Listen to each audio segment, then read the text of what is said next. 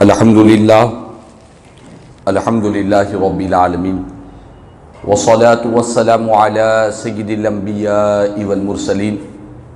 وعلی آلہ الطیبین الطاہرین واصحابہ الاکرمین الافضلین وعلی من والاہم وتبعہم وسار علی نہجہم وسن بسنتہم الی یوم الدین، اما بعد فقد قال اللہ تبارک وتعالی فی شان عظمت حبیبہ الکریم: اعوذ باللہ من الشیطان الرجیم، بسم اللہ الرحمن الرحیم، ان اللہ وملائکتہ یصلون علی النبی یا ایہا الذین آمنوا صلوا علیہ وسلموا تسلیما، اللہم صل علی سیدنا مولانا محمد وعلی آل سیدنا مولانا محمد وبارک وسلم صلاۃ وسلاما علیک یا سیدی یا حبیبی یا رسول اللہ صلی اللہ تعالی علیہ وسلم۔ معزز حاضرین محترم سامعین کرام، آئیے درس قرآن کے آغاز سے قبل ہم اور آپ مل کر انتہائی عقیدت و محبت کے ساتھ حضور آقا نامدار سرور کون مکہ، سارے عالمین کے مختار، مدینے کے تاجدار، مکے کے سردار، سید الابرار جناب احمد مصطفیٰ محمد مصطفیٰ صلی اللہ تعالی علیہ وسلم کی بارگاہ میں ایک مرتبہ محبت و عقیدت کے ساتھ بآواز بلند درود و سلام کا نذرانہ پیش کر لے۔ اللہم صلی علی سیدنا مولانا محمد وعلی آل سیدنا مولانا محمد وبارک وسلم صلاۃ وسلاما علیک یا سیدی یا حبیبی یا رسول اللہ صلی اللہ تعالی علیہ وسلم۔ معزز حاضر محترم سامعین کرام، ابھی آپ نے آج کے درس قرآن کے حوالے سے سماعت کیا کہ آیت سورہ بقرہ کی 28 انشاءاللہ تعالی اس آیت مبارکہ کی مختصراً تفسیر آپ کے گوشے گزار کی جائے گی۔ حصول تبرک کے لیے آیت نمبر 28 کا انشاءاللہ تعالی تلاوت کروں گا۔ اعوذ باللہ من الشیطان الرجیم، بسم اللہ الرحمن الرحیم، کیف تکفرون باللہ وکنتم امواتا فاحیاکم ثم یمیتکم ثم یحییکم ثم الیہ ترجعون، صدق اللہ العظیم۔ اس آیت مبارکہ کا ترجمہ یہ ہے کہ بھلا تم کیوں کر خدا کے منکر ہوتے ہو حالانکہ تم مردہ تھے، اس نے تمہیں جلایا یعنی زندگی عطا فرمائی، پھر تمہیں مارے گا، پھر تمہیں جلائے گا یعنی زندگی عطا کرے گا، پھر اسی کی طرف پلٹ کر جاؤ گے۔ یہ آیت مبارکہ کا ترجمہ ہوا، اور اس کی تفسیر مفسرین اکرام نے اس انداز میں بیان فرمائی کہ دراصل اس آیت میں اللہ تبارک و تعالیٰ نے انسان جو خدا کی ذات کا اور خدا کی صفات کا منکر ہے، اور بالخصوص جو قیامت کا منکر ہے، ان منکرین قیامت کے لیے اس آیت مبارکہ میں بہت ہی پیارے انداز میں ان کو دلائل کے ساتھ سمجھایا جا رہا ہے۔ کفار و مشرکین جو قیامت کے منکر تھے اور جن کا یہ عقیدہ تھا کہ ہم مرنے کے بعد دوبارہ اٹھنا، قیامت کے وہ منکر تھے۔ وہ منکر اس لیے تھے کہ ان کے لیے یہ بات بڑی دشوار تھی کہ ان کی عقلیں اس بات کو تسلیم نہیں کر رہی تھی کہ یہ کیسے ہو سکتا ہے کہ ایک انسان کے جسم سے روح نکل جائے، انسان بے جان ہو جائے، پھر اس کو دفنا دیا جائے، دفنانے کے بعد وہ مٹی میں مل جائے، وہ ہڈیاں اس کی گل جائے، پھر دوبارہ وہ کیسے زندہ ہوگا؟ بے جان جسم کے اندر جان کیسے آئے گی؟ وہ اپنی عقل کے ذریعے اور اپنی قیاس کے ذریعے قیامت کے منکر تھے، قیامت کو مان نہیں رہے تھے۔ اور آج بھی بہت سے لوگ ہیں جو قیامت کے منکر ہے کہ مرنے کے بعد اٹھائے جانے کا انکار کرتے ہیں۔ تو اس آیت مبارکہ میں ان منکرین قیامت کو خاص طور پر اور بالعموم سارے انسانوں کو یہ کہا جا رہا ہے کہ تم اللہ کا کیسے انکار کرتے ہو؟ تم خود اپنے آپ پر غور کرو کہ جس وقت تم مردہ تھے تو اللہ نے تم کو زندگی عطا فرمائی۔ مردہ تھے کا مطلب یہ ہے کہ انسان کی جو زندگی ہے، انسان کا جو وجود ہے، اگر انسان اپنے وجود پر غور و فکر کرے گا تو اسے ہر چیز بالکل واضح طور پر نظر آئے گی۔ اپنے آپ ہی پر غور کر لے، کہیں اور جانے کی ضرورت نہیں ہے۔ زمین کے اندر آسمان کی بلندیوں اور چاند تک انسان کو پہنچنے کی ضرورت نہیں ہے، بلکہ وہ خود اپنی آپ پر، اپنی حالت پر، اپنے آغاز پر اگر انسان غور و فکر کرے گا تو اسے ہر بات کا واضح طور پر پتہ چلے گا اور اللہ کی قدرت کو وہ تسلیم کرنے والا بنے گا۔ اسی لیے بزرگوں نے کہا اور اکابرین نے اپنی کتابوں میں اس عبارت کو نقل فرمایا ہے، من عرف نفسہ فقد عرف ربہ، جس نے اپنے آپ کو پہچان لیا یقیناً اس نے اپنے رب کو بھی پہچان لیا۔ یعنی انسان اگر اپنی وجود پر غور کرے گا تو اسے رب کی قدرت کا پتہ چلے گا، رب کی خالقیت، اس کی مالکیت کا پتہ چلے گا۔ تو اسی لیے اس آیت میں کہا گیا کہ انسان کا پہلا جو مرحلہ ہے زندگی کا، وہ انسان پہلے بے جان تھا، غذا کی طرح، ایک گندم، ایک گیہوں غذا کے طور پر انسان کا وجود تھا۔ پھر وہ باپ کے پیٹ میں جاتا ہے، انسان کے پیٹ میں جا کر وہ غذا ہضم ہونے کے بعد نطفے کی شکل بنتی ہے، پھر باپ کے صلب سے ماں کے رحم میں داخل ہوتا ہے۔ تو انسان پہلے بے جان تھا، اس کے اندر کوئی جان نہیں تھی، اللہ نے اس کو زندگی عطا فرمائی، اسے زندگی کی نعمت عطا فرمائی۔ جب انسان کا وجود ہی نہیں تھا، بے وجود کو اللہ تعالی وجود میں لائے، جو نیست میں تھا اللہ تعالیٰ اسے ہست میں لائے، تو اس ذات کے لیے کون سی چیز تعجب کی بات ہے؟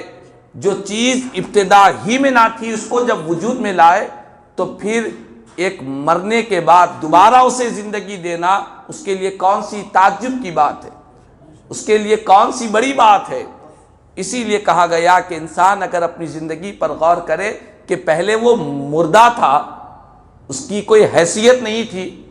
ایک اور مقام پر اللہ تعالیٰ نے ارشاد فرمایا سورہ دہر میں، هل أتى على الإنسان حين من الدهر لم يكن شيئا مذكورا، کیا انسان پر وہ وقت نہیں آیا کہ انسان کوئی قابل ذکر چیز ہی نہیں تھا، اس کا وجود ہی نہیں تھا، اس کا ذکر ہی نہیں تھا۔ تو انسان جب بے جان تھا اللہ نے اسے جان عطا فرمائی، جب اس کا وجود نہ تھا تو اللہ نے اسے وجود بھی عطا کیا، اس کے اندر اللہ نے جان بھی پیدا کی۔ تو پہلا مرحلہ یہ بیان کیا کہ انسان کا کہ پہلے وہ بے جان تھا، مردہ تھا، فَأَحْيَاكُمْ، اللہ نے اسے زندگی عطا فرمائی۔ اس کے بعد رب تعالیٰ نے فرمایا ثُمَّ يُمِيتُكُمْ، پھر رب ہی نے جب تمہیں زندگی دی ہے تو پھر وہ تمہیں موت بھی دے گا۔ اس کا بھی کوئی انکار نہیں کر سکتا کہ کوئی دنیا میں ایسا انسان کہ جو موت جیسی حقیقت سے اپنے آپ کو بچا سکے۔ بڑے سے بڑے بادشاہ، دولت مند، طاقتور، بڑے سے بڑے سائنسداں، اطباء، سب کچھ مہارت رکھنے کے باوجود بھی موت کے پنجے سے آج تک کوئی بچ نہ سکا۔ تو یہ دنیا میں انسان خود دیکھ رہا ہے کہ انسان کا وجود نہ تھا، اللہ نے اسے زندگی دی، پھر اللہ تعالیٰ اسے دوبارہ موت دے رہا ہے، پھر اللہ تعالیٰ اسے دوبارہ موت دے رہا ہے۔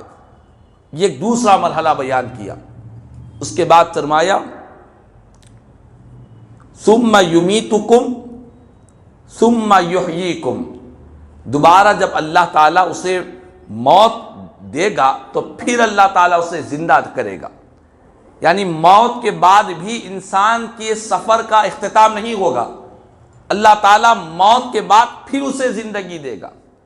اچھا، یہ جو زندگی ہے، مرنے کے بعد کی جو زندگی ہے، اللہ تعالیٰ جو زندہ کرے گا، یہ کون سی زندگی ہے؟ تو اس کے بارے میں مفسرین کرام نے بیان کیا کہ یہ قبر کی زندگی ہے، قبر کی زندگی ہے۔ اس آیت میں یہ بات نہیں کہ حشر کے میدان کی بات ہو رہی ہے، نہیں، بلکہ انسان کے مرنے کے بعد جب اسے قبر میں دفنا دیا جائے گا تو احادیث کریمہ میں بے شمار احادیث سے سرکار مدینہ راحت قلب و سینہ صلی اللہ تعالی وسلم نے فرمایا انسان کو قبر کے اندر اللہ تعالیٰ پھر سے زندگی عطا فرمائے گا۔ یہ جو زندگی ہے، قبر کی جو زندگی ہے، اس زندگی اور اس عالم کو عالم برزخ کہتے ہیں، اس کو عالم برزخ کہتے ہیں۔ اور آپ اور ہم جس عالم میں موجود ہے یہ عالم شہادت ہے، یہ موجودہ عالم ہے، اور انسان کی موت کے بعد کا جو عالم ہوگا اس کو عالم برزخ کہتے ہیں۔ عالم برزخ میں بھی انسان کی زندگی ہوگی اور اللہ تعالیٰ انسان کو دوبارہ زندہ قبر کے اندر زندگی عطا فرمائے گا۔ حدیث پاک ہے، سرکار مدینہ صلی اللہ علیہ وسلم نے ارشاد فرمایا کہ جب تم کسی مردے کو دفناتے ہو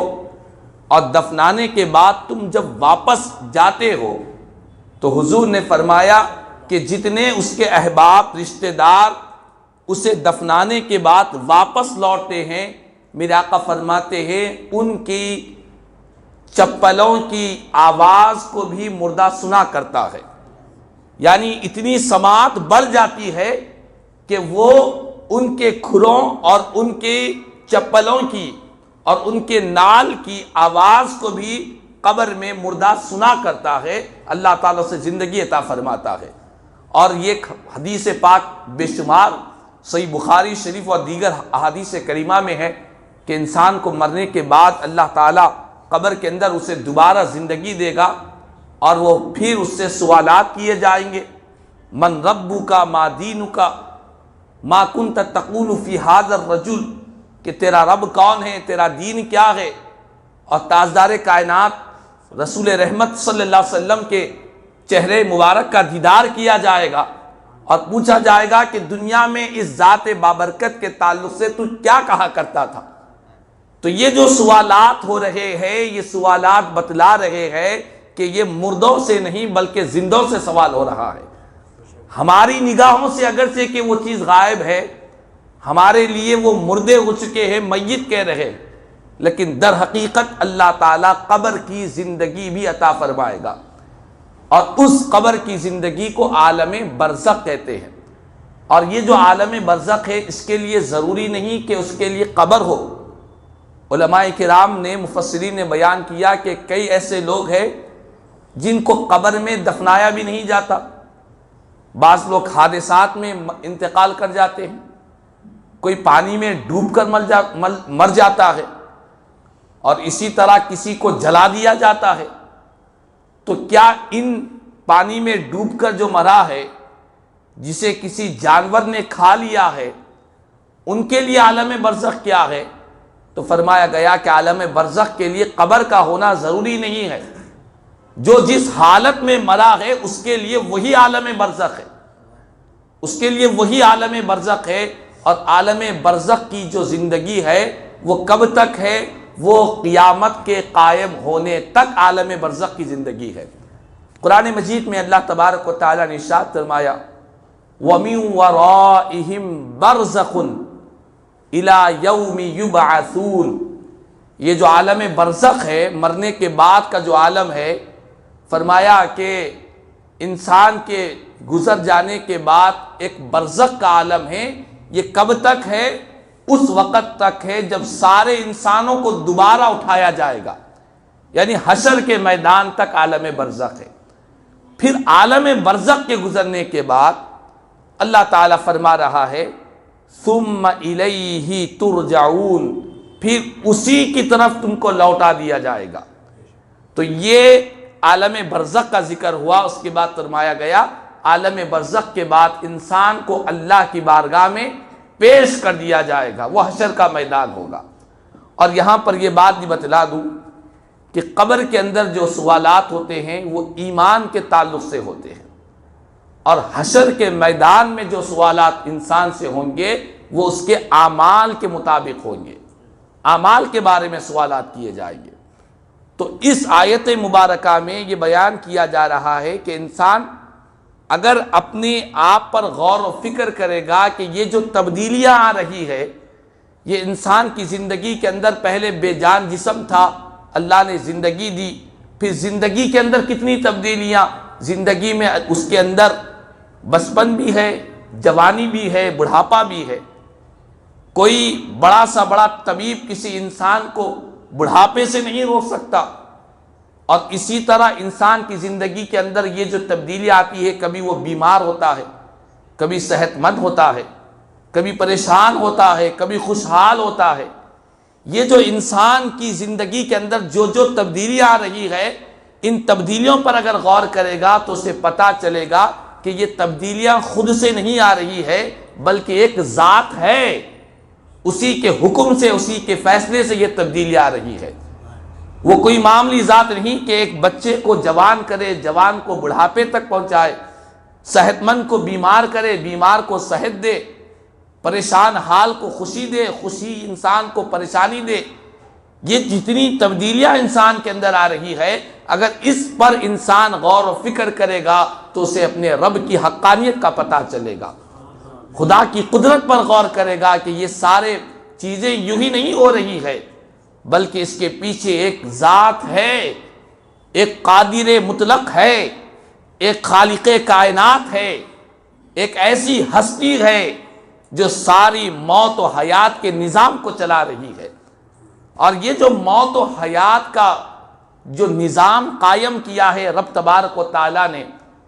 یہ قائم کیوں کیا ہے؟ تو سورہ ملک میں اللہ تبارک و تعالیٰ نے ارشاد فرمایا، الذی خلق الموت والحیات لیبلوکم ایکم احسن عملا، کیا اے انسان یہ جو موت و حیات کے جو مراحل ہے، موت و حیات کا جو نظام ہے، اللہ زندگی دے رہا ہے، موت دے رہا ہے، یہ موت و حیات کے جو مراحل ہے اس کا مقصد کیا ہے؟ رب نے انسان کو زندگی کیوں دی؟ پھر جب زندگی دی ہے تو پھر موت کیوں دے رہا ہے؟ تو رب نے اس کا جواب بھی بڑے پیارے انداز میں دیا، فرمایا کہ بندے یہ موت و حیات اس لیے دی جا رہی ہے تاکہ اس بات کا پتہ چلے، یہ بات ظاہر ہو جائے کہ تم میں سے کون سے بندے اچھے اور نیک کام کیا کرتے ہیں، ان کا بدلہ اسے دیا جائے گا مرنے کے بعد۔ قبر کے اندر قرآن میں بیان کیا گیا کہ جو جہنمی ہوں گے ان پر جہنم کو پیش کیا جائے گا اور بتلایا جائے گا کہ یہ تمہارا، قرآن کہتا ہے النار یعرضون علیہا غدوا وعشیا، صبح و شام جہنمیوں کے سامنے آگ کو پیش کیا جائے گا، صبح بھی اور شام بھی، اور بتلایا جائے گا کہ یہ تمہارا ٹھکانہ ہے۔ تو جو جہنمی ہیں ان کو قبر کے اندر بھی جہنم کے آگ کی حرارت، آگ کی گرمی بھی قبر کے اندر پہنچے گی، اور جو جنتی ہوگا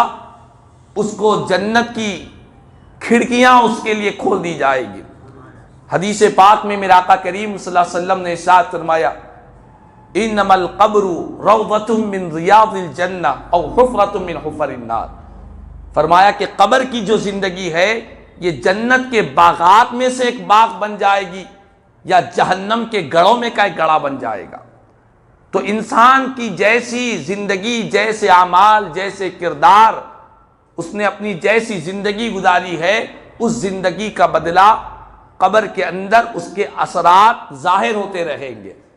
تو فرمایا گیا کہ قبر کی زندگی بھی ہے، اور قبر میں انسان کے جسم اور روح، ان دونوں کے درمیان اللہ تبارک و تعالیٰ تعلق کو قائم کرے گا، جسم اور روح کے درمیان تعلق رہے گا۔ اسی لیے جو جنتی ہوں گے ان کو قبر کے اندر بھی راحت نصیب ہوگی، اور جو جہنمی ہوں گے ان کو قبر کے اندر بھی عذاب محسوس ہوگا۔ تو عذاب کا محسوس ہونا، راحت کا محسوس ہونا، یہ اس بات کو بتلا رہا ہے کہ عالم برزخ میں بھی انسان کو اللہ تعالیٰ زندگی عطا فرماتا ہے۔ تو اسی لیے اس آیت مبارکہ میں اللہ تبارک و تعالیٰ نے جہاں پر کفار و مشرکین کو مخاطب کیا، وہیں پر انسانوں کو، خدا کے بندوں کو بھی اپنی نعمتوں کا احساس دلایا کہ دیکھو میری جو نعمتیں تم پر مسلسل ہو رہی ہے، کہ تم بے جان تھے، مردہ تھے، تمہارا کوئی ذکر نہیں تھا، تمہارا کوئی وجود نہیں تھا، تم عدم میں تھے تو ہم نے وجود عطا فرمایا، تم نیستی میں تھے تو ہم نے ہستی میں تم کو لایا، اور اس کے بعد جب زندگی عطا فرمائی، پھر زندگی کے بعد تمہیں دوبارہ اللہ تعالیٰ موت عطا فرمائے گا، پھر موت کے بعد پھر زندگی عطا فرمائے گا۔ تو معلوم یہ ہوا کہ انسان کی زندگی، انسان کے سفر میں دو موتیں آتی ہے، دو زندگیاں آتی ہے۔ قرآن مجید میں ایک اور مقام پر قیامت کے میدان میں کفار و مشرکین اللہ کی بارگاہ میں عرض کریں گے، ربنا امتنا اثنتین واحییتنا اثنتین فاعترفنا بذنوبنا، کہ کفار و مشرکین کہیں گے کہ مولا تو نے ہم کو 2 مرتبہ موت دی اور تو نے ہم کو 2 مرتبہ زندگی عطا فرمائی، پس ہم اپنے گناہوں کا اعتراف کیا کرتے ہیں۔ تو 2 مرتبہ جو موت کا ذکر ہے، ایک وہ وقت جو انسان کا وجود ہی نہیں تھا، وہ بے وجودی کا جو وقت تھا اس کو بھی موت کا وقت کہتے ہیں، اور دوسری موت وہ ہے جو انسان کی زندگی کا خاتمہ کرتی ہے۔ انسان کی زندگی جو موت کے وقت دنیاوی زندگی کا اختتام ہوتا ہے۔ تو یہ 2 موتیں ہوئی، اور 2 زندگیاں کون سی ہے؟ ایک وہ زندگی جب انسان بے وجود سے وجود میں آیا،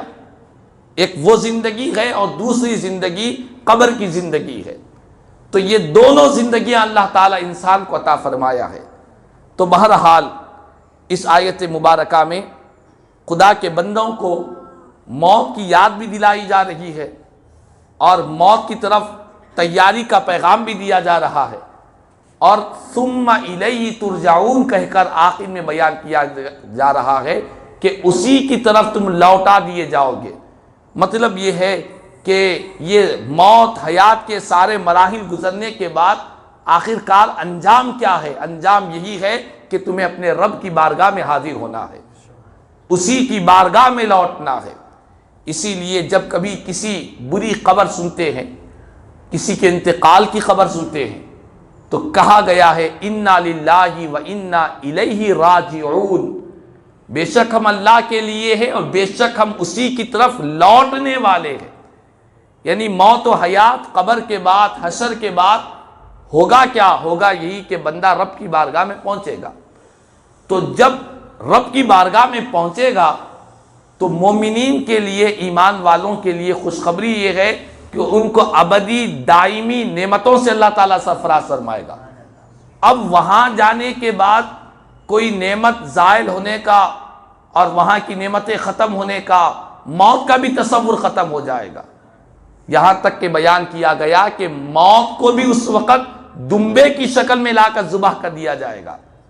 موت کو بھی موت آ جائے گی اور وہاں کی زندگی ابدی زندگی شروع ہو جائے گی۔ تو مومنین کے لیے، ایمان والوں کے لیے جنت کی ابدی دائمی نعمتیں ہمیشہ رہے گی، لازوال رہے گی، کبھی ختم نہیں رہے گی۔ اس کے برخلاف جو کفار و مشرکین ہے، ان کے لیے ابدی دائمی عذاب کی زندگی میں مبتلا ہو جائیں گے۔ تو یہاں پر ایمان والوں کو ایک احساس بھی دیا جا رہا ہے کہ ایمان والوں، دنیاوی زندگی میں کوئی مصیبت، کوئی تکلیف، کوئی آزمائش، کوئی رکاوٹ، کوئی مرحلے مصائب کے آ جائے تو پریشان نہ ہونا۔ تمہارے لیے جو اصل کامیابی ہے، ابدی جو نعمتیں ہیں، دائمی نعمتیں ہیں، لازوال نعمتیں ہیں، وہ تمہیں تمہارے رب کی بارگاہ میں ضرور ملنے والی ہے۔ وہاں کی نعمتیں کبھی مٹنے والی نہیں ہے، کبھی ختم ہونے والی نہیں ہے۔ یہ ایمان والوں کے لیے بڑی بشارت ہے۔ اس کے برخلاف ان لوگوں کے لیے جن کی ساری زندگی کفر میں گزر رہی ہے، شرک میں گزر رہی ہے، جو خدا کو دنیا میں بھول بیٹھے ہیں، رب کا انکار کر بیٹھے ہیں ان کے لیے بڑا دردناک معاملہ رہے گا کہ انہیں ہمیشہ ہمیشہ خدا کی عذاب میں اور جہنم کے عذاب میں گرفتار رہیں گے۔ اللہ تبارک و تعالیٰ سے دعا ہے اللہ تبارک و تعالیٰ ہم تمام کو کلام مجید کی مقدس آیتوں کو سمجھنے اور اس پر عمل کرنے کی توفیق عطا فرمائے۔ قرآن مجید کے انوار و برکات سے اللہ تعالیٰ ہمیں دنیا اور آخرت میں سرخروئی نصیب فرمائے، وہاں کی ابدی دائمی نعمتوں سے اللہ تعالیٰ ہم تمام کو سرفراز فرمائے اور جنت کی نعمتوں سے لطف اندوز ہونے کی توفیق عطا فرمائے، اور اللہ کے قہر سے، خدا کے غضب سے اور موت کی سختیوں سے اللہ تعالیٰ ہمیں محفوظ فرمائے۔ کہنے سننے سے زیادہ مجھے اور ہم تمام کو عمل کی توفیق عطا فرمائے۔ آمین ثم آمین۔ واخر دعوانا الحمد للہ رب العالمین وما علینا الا البلاغ۔